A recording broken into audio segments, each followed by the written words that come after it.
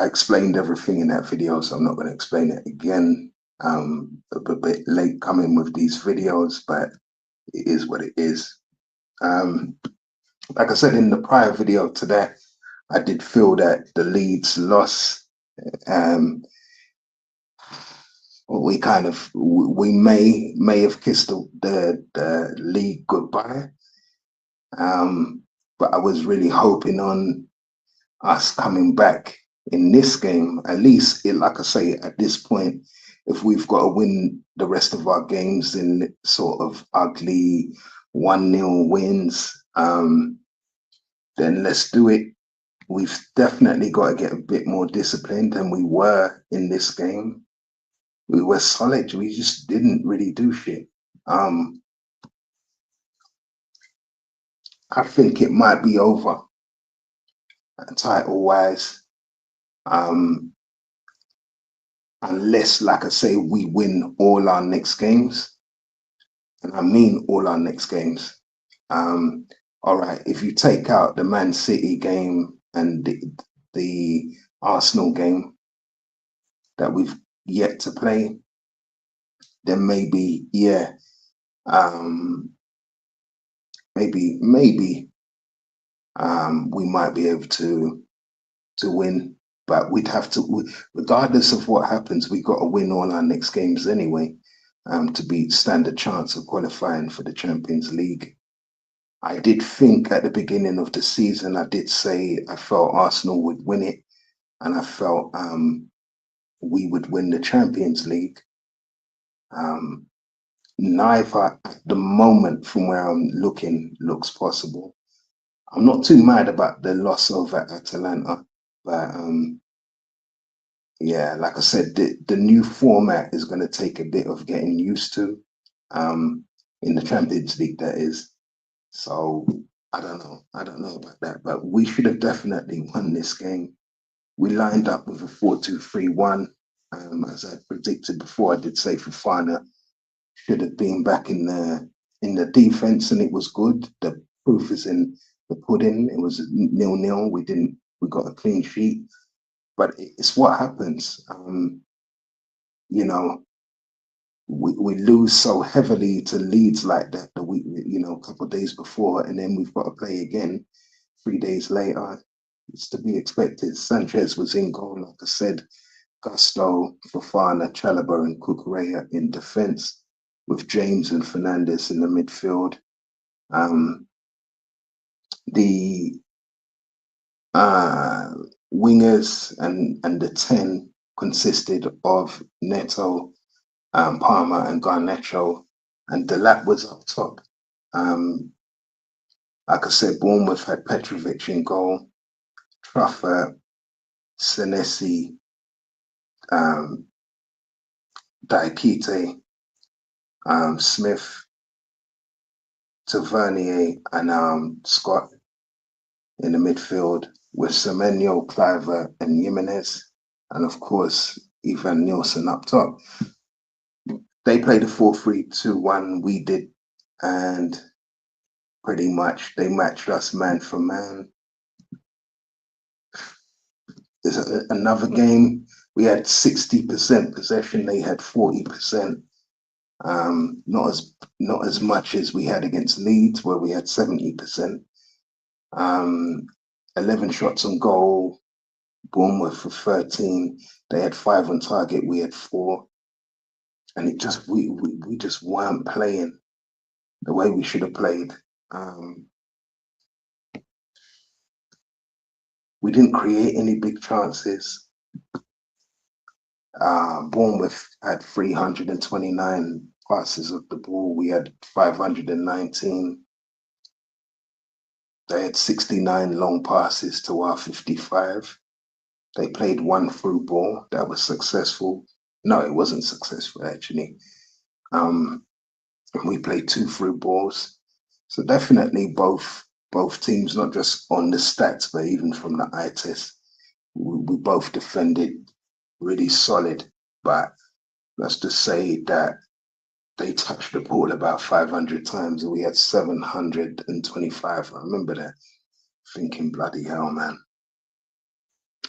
we weren't good enough. Weren't good enough. We was physical.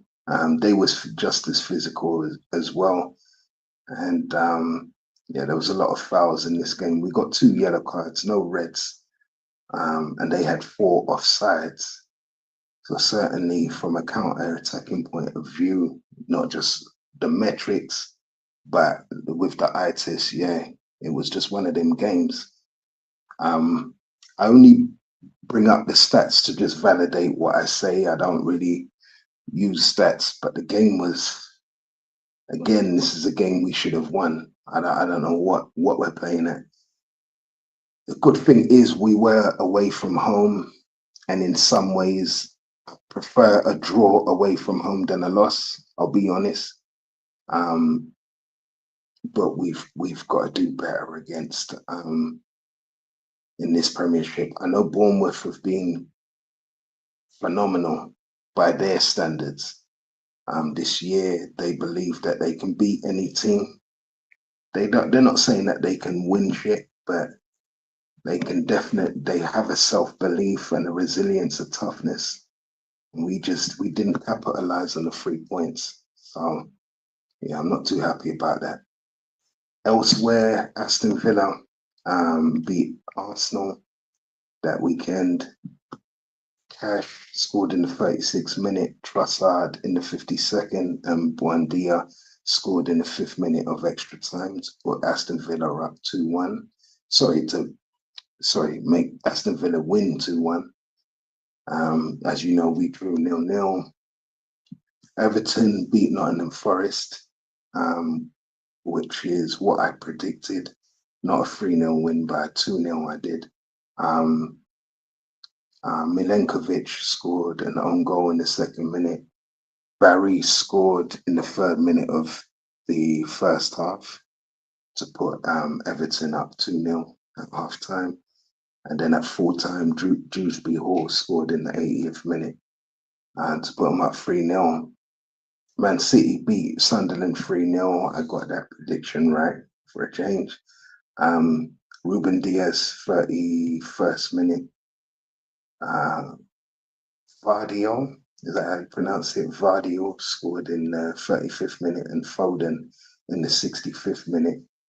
And O'Neill got a red card in the 5th minute of extra time. I don't know what it is with these last minute red cards. Sorry, a red card in the last minute of extra time. I don't know what it is about the Premiership so far. That always seems to keep happening, but it is what it is. Newcastle beat Burnley 2-1. Bruno Gamache scoring in the 31st minute. And I think it was Perez. Perez got a red card in the 43rd minute. And then in the 8th minute of extra time in the first half, Anthony Gordon got a penalty to put Newcastle up 2-0. I think it was Fleming that got a 94th minute extra time goal. It was a penalty to make the game finish 2-1. Tottenham beat Brentford. Richarlison and Simmons. Richarlison scoring in the 25th minute, Simmons in the 43rd.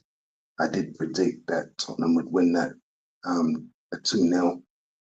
And I said Liverpool would have won, but they didn't. They drew again against Leeds, who obviously are beaming with confidence after they had beaten us 3-1. It's understandable. I thought Liverpool would have. Anyway, Ekitike scoring in the 48th minute and the 50th minute. And this is of the second half. It was 0-0 at halftime. And then I think it was, who was it after that? It was Calvert-Lewin and Stack in the 73rd minute. Calvert-Lewin scored a penalty. Stack scored in the 75th minute to make it 2-2. Szoboszlai scored in the 80th minute, and then Tanaka in the 6th minute of extra time, man, 96th minute, bro. He just got back. He got Leeds back into the game. And I couldn't believe that from Liverpool, but it is what it is, man. That changes things a lot.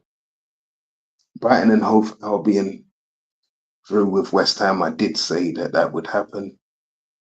Rutter cancelling out Jarrod Bowen's goal.